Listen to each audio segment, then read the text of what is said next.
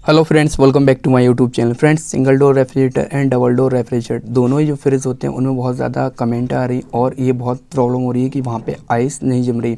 हालांकि फ्रिज जो होता है वो कूलिंग कर रहा है प्रॉपर तरीके से, पानी जो है वो ठंडा कर रहा है। अगर किसी कटोरी में या फिर किसी ट्रे में वहाँ पे हम जो पानी रखते हैं वहाँ पे बिल्कुल आइस नहीं जमती है, तो क्या रीज़न होते हैं मैं आपको बताऊँगा। और इस रेफ्रिजरेटर में जो प्रॉब्लम क्रिएट हुई वो भी मैं आपको लास्ट में एक्सप्लेन करूँगा, ठीक है।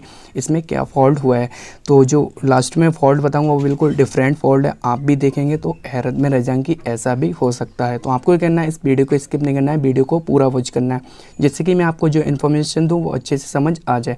टाइम वेस्ट ना करते हुए वीडियो करते हैं स्टार्ट। सबसे पहले आप चेक आउट करेंगे उसका जो थर्मास्टेट होता है उसकी सेटिंग। अगर सेटिंग क्या होता है 1-2 नंबर पे है तो वहाँ पे क्या होगा, आपकी जो होगा पानी ठंडा होगा, बट वहाँ पे क्या है आइस नहीं जमेगी। तो आपको क्या है थर्मास्टेट, अगर गर्मी का मौसम है, समर का मौसम है, तो वहाँ पे क्या करें 6-7 में आप थर्मास्टेट की सेटिंग कर दें। उसके बाद जो आपकी प्रॉब्लम है वो सॉल्व हो जाएगी। अगर इसके बावजूद भी नहीं होती तो उसके बाद में मैं आपको बताता हूँ कि उसमें क्या प्रॉब्लम रहती है। तो आपको सबसे पहले सेटिंग को चेकआउट करना है। उसके बाद आप जो थर्मास्टेट लगाए, ये थर्मास्टेट चिल्टर बाहर निकालेंगे। उसके बाद थर्मास्टेट नीचे लगा होता है जो फ्रीज़र के जस्ट नीचे होता है, ठीक है।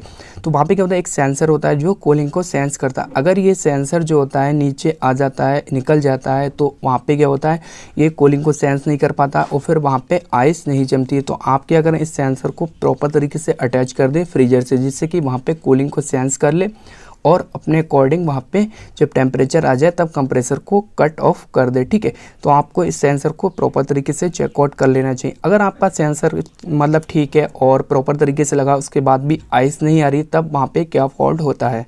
तो आपको कहना है जो थर्मास्टेट होता है, कभी कभी थर्मास्टेट मतलब जी ख़राब हो जाता है। हालांकि क्वांटिटी ठीक दिखाता है, बट वहाँ पे क्या होता है थर्मास्टेट ठीक नहीं होता है, ठीक है, प्रॉपर तरीके से वर्क नहीं करता और थर्मास्टेट भी फॉल्टी हो जाता है, तब ये दिक्कत आती है। वो आइस को जो टेम्परेचर होता है उसको सेंस नहीं कर पाता है। इसी वजह से अगर पहले वो सेंस कर देगा तो वहाँ पर आइस नहीं जमेगी और पानी ठंडा होगा केवल।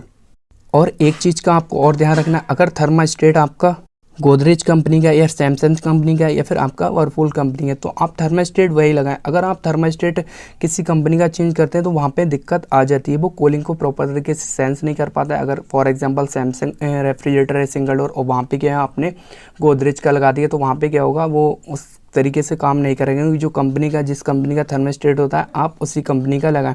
और ज़्यादा बेटर है कि वहाँ पे क्या अगर आप वर्लपूल का गोदरेज में लगाते हैं तब दिक्कत आती है ये, ठीक है। तो आप इस चीज़ को नोट कर लें और वहाँ पे क्या होगा, केवल पानी ठंडा करेगा और आइस नहीं जमेगी। चाहे वो आप ट्रे में रखें या फिर किसी कटोरी में रखें या फिर आप आइसक्रीम रखते हैं वो भी नहीं जमेगी।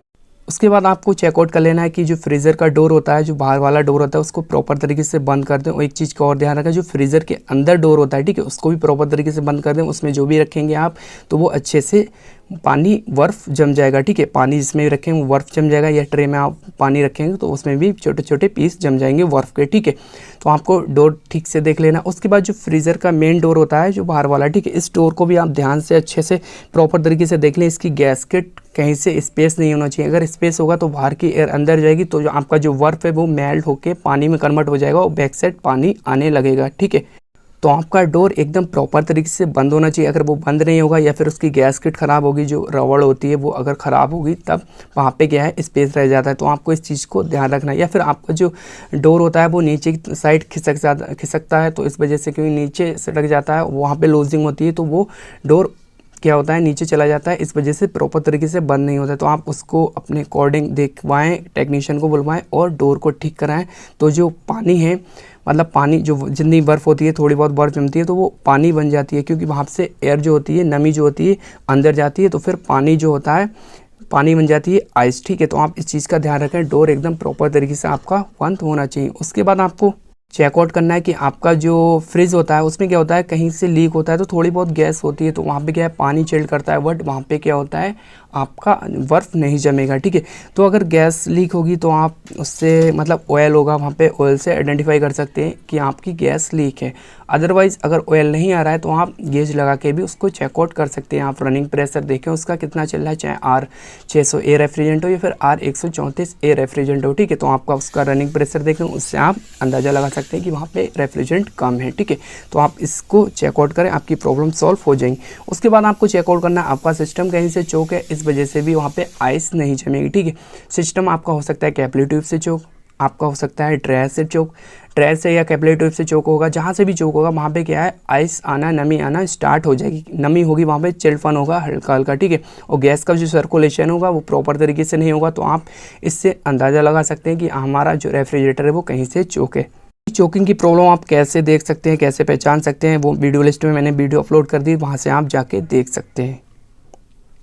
अगर आपका हीटिंग कंडेंसर चोक है तो वहाँ पे क्या हुआ, आधा हीट पड़ेगा, आधा नहीं पड़ेगा। तो आप इससे भी अंदाज़ा लगा सकते हैं कि यहाँ जहाँ तक हीट पड़ रहा है वहाँ तक हमारा जो है रेफ्रिजरेंट चल रही है। उसके बाद हमारा जो नीचे का है या फिर नीचे बिल्कुल ही नहीं हो रहा है हीट, तो वहाँ पे क्या आपका हीटिंग कंडेंसर चोक है, क्योंकि वहाँ पे क्या होता है, ऑयल वगैरह जमा हो जाता है। तो इस वजह से आप हीटिंग कंडेंसर भी देख सकते हैं।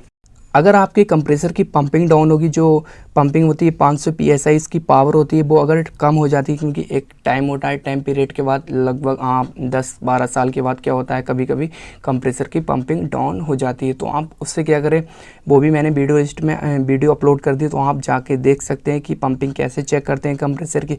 वहाँ पर क्या होता है, कंप्रेसर आपका आधा घंटा चलेगा, आधा घंटे के बाद हो सकता है कि आपकी जो पंपिंग है इतनी पावर नहीं हो, मतलब गैस को सर्कुलेट कर पाए कंप्रेसर जो होता है, तो वो इतना पावर नहीं हो पाती है कंप्रेसर की गैस को कंटिन्यू चला पाए। तो कभी कभी क्या होता है, कंप्रेसर जो होता है जितनी पावर होती है उतनी देर तक चलता है, जैसे 10-15 मिनट तक चलेगा और वहाँ पे उतना ही चिल्ड करेगा और आइस तो बिल्कुल ही नहीं जमेगा, ठीक है। तो आप कंप्रेसर की पंपिंग कैसे चेक करते हैं, वो कैसे चेक कर सकते हैं, वो वीडियो लिस्ट में जाके आप देख सकते हैं। वीडियो प्रैक्टिकली आप देखें, आपके लिए बहुत ज़्यादा यूजफुल रहेगी वीडियो।